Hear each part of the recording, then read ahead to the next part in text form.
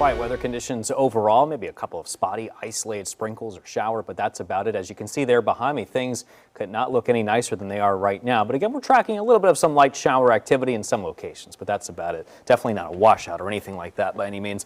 There's a live look down into the bayou towards the coast where we're tracking some of those lingering showers still left over. They are moving south and away towards the general direction of the open water here.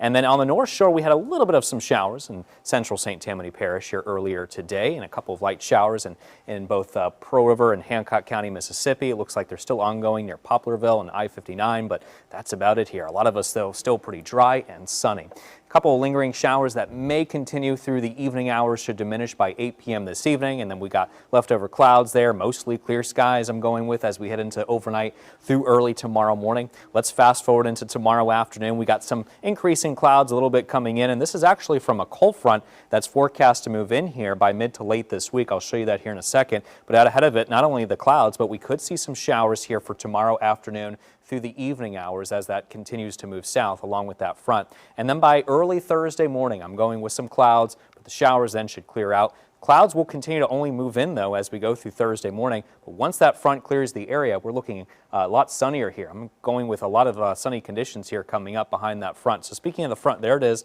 just north of us. It's forecast to move further and further south and pass through southeast Louisiana by Thursday morning. And there you can see the rain and storms just out ahead of it as it moves south. And then behind it, we got less humidity coming in, dry air and plenty of sunshine as we head into this weekend and also into early next week. I think you'll notice it a lot more. Look at the rain chances, too, behind that system. So tomorrow, 30% out ahead of it, down to 10% Thursday and Friday behind it. And then I got 0% chances of rain through the weekend and heading into early next week as well. You may even notice a bit of a temperature drop here, too.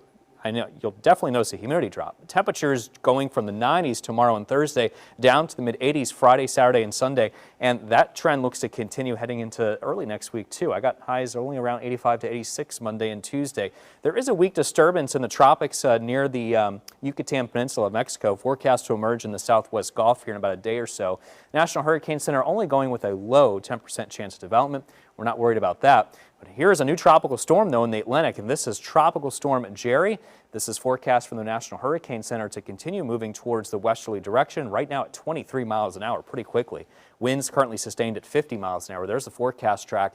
Moving towards the west-northwest could become the season's next hurricane by tomorrow, getting close towards the Lesser Antilles Islands between Thursday and Friday. And then there's that track heading towards the north and eventually out to sea, getting very close to the island of Bermuda by Sunday here of this weekend. So because it looks like it's going to get pretty close Thursday and Friday to the Leeward Islands, National Hurricane Center has issued tropical storm watches for those islands as they could see some squally and gusty weather as the system gets close to there.